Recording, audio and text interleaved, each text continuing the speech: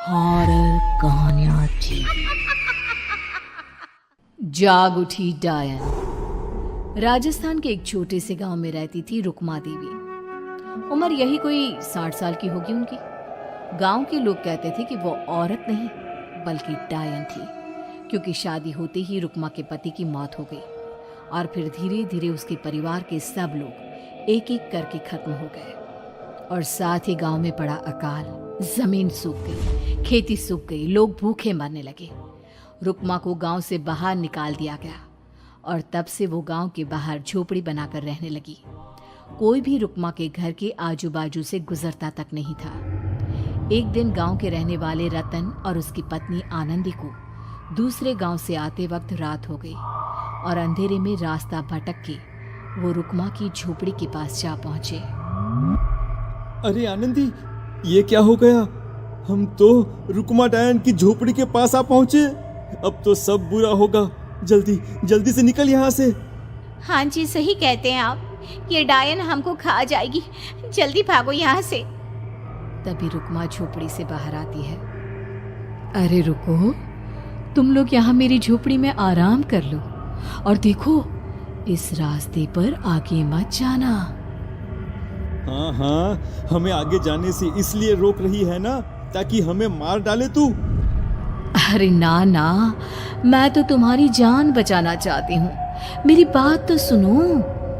डर की वजह से आनंदी और रतन वहां से भाग जाते हैं, लेकिन फिर अगले दिन गांव में खबर फैलती है कि रतन और आनंदी ने अपने घर में फांसी लगाकर आत्महत्या कर ली। वजह क्या थी किसी की समझ में नहीं आया। अगले दिन गांव में जोर का तूफान आया और भयानक तरीके से किसी के रोने की आवाज गूंजने लगी। अरे भाई, लगता है उस डायन रुक्मा ने गांव पे काला जादू कर दिया है। हाँ भाई, मुझे भी ऐसा ही लग रहा है। लगता है कल आनंदी और रतन मर गए। लगता है ये उसी का किया धरा है। हमें सरपंच के पास चलना चाहिए। वो दोनों आदमी सरपंच के घर पहुंचते हैं। अरे, तुम इस वक्त यहाँ पर क्यों आए हो? जानते नहीं बाहर क्या हो रहा है? कितनी डरावनी आवाज गांव में गूंज रही है। बस मालिक, किसी तरह आ गए। पूरे गांव वालों की जिंदगी का सवाल है।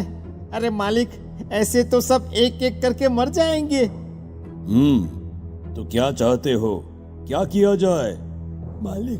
मालिक, हमें रुक्मा को मारना होगा। अरे जब तक वो डायन गांव में जिंदा रहेगी तब तक गांव में ये सब होता ही रहेगा। शायद ठीक कह रहे हो तुम लोग, मगर ये काम करेगा कौन? मालिक, अगर आप कहे तो हम दोनों मिलके इस काम को अंजाम दे दे। बस आपको हमें यकीन दिलाना होगा कि हम पकड़े नहीं जाएंगे। ठीक है, लेकिन बाहर जो आतंक का साया है उसमें तुम दोनों रुक्मा तक पहुंचोगे कैसे? हैं? क्या तुम्हें डर नहीं लगता? मालिक, आप उसकी चिंता ना करें। काल भैरव का भभूत है हमारे पास। रुक्मा तक पहुंचकर आसानी से मौत के घाट उतार देंगे उसको। हाँ, मैं भी चलूंगा तुम लोगों के साथ। उस डायन को मरते हुए देखने की बड़ी इच्छा है मुझे। सरपंच उन दोनों लोगों के साथ गांव के बाहर की तरफ चल देता है। गांव में घनघोर काली रात पसरी हुई थी और दिल दहलाने वाली चीख की आवाज माहौल को बेहद खौफनाक बना रही थी। हाथ में काल भैरव का भभूत लिए वो तीनों रुक्मा की झोपड़ी की तरफ जा रहे थे। वहां पहुंचने के बाद, ये लो खंजर और पार कर दो इस डायन के कलेजे के अंदर।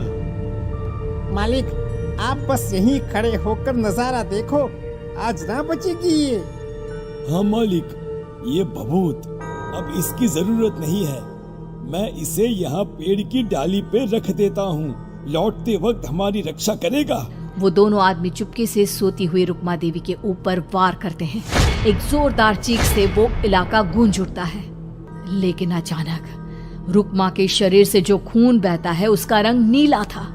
ये देखकर वो दोनों आदमी डर से कांपने लगते हैं। अरे अरे अरे अरे, ये क्या? अरे इसके खून का रंग तो नीला है। अरे तो क्या हुआ? डायन जो ठहरी, इंसान नहीं है ये, और आज इस बात का पक्का यकीन हो गया है। मर गई चुड़ैल, मर जाने दे। चल सरपंच साहब को जाकर ये खबर सुनाते हैं। वो दोनों जैसे ही बाहर आए, उन्होंने देखा सरपंच की लाश पेड़ पे लटकी हुई थी। ये देखकर वो दोनों डर के मारे चीखते हुए वहां से भागे। कहाँ जा रहे हो? तुम्हें क्या लगा किसी का खून करके बच जाओगे तुम?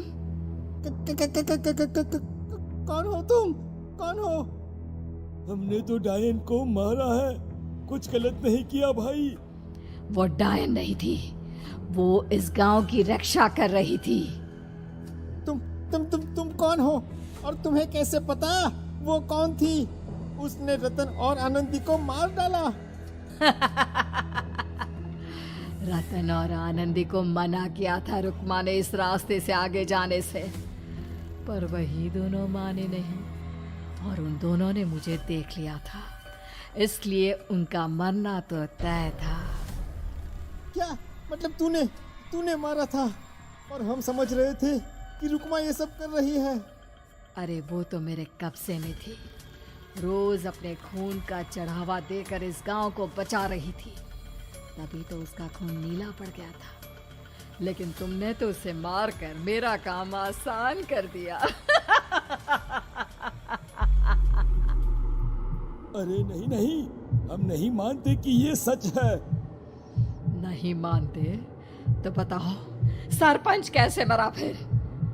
क्योंकि उस वक्त तो तुम लोग रुक्मा को मार रहे थे ना, जवाब दो।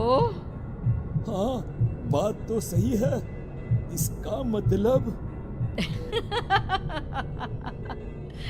इसका मतलब अब तुम लोगों ने अपनी मौत को खुद दावत दी है, क्योंकि जो तुम लोगों को बचाने की कोशिश कर रही थी वो तो अब रही नहीं।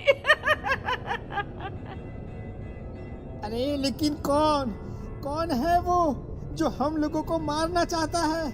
आत्मा, रुक्मा के घर वालों की आत्मा। वो लोग कोई आम आदमी नहीं, खूनी भेड़िए थे, और रुक्मा ने उनका ये राज जान लिया था। रुक्मा के अंदर शक्तियां थी जिसके चलते उसने उन सबको खत्म कर दिया। क्या? अरे लेकिन पूरा गांव तो समझ रहा था कि रुक्मा अपने घर वालों को खा गई। खा रुक्मा नहीं, मैं गई। क्योंकि असली डायन मैं हूँ, और अब कोई नहीं बचेगा इस गांव में, कोई नहीं।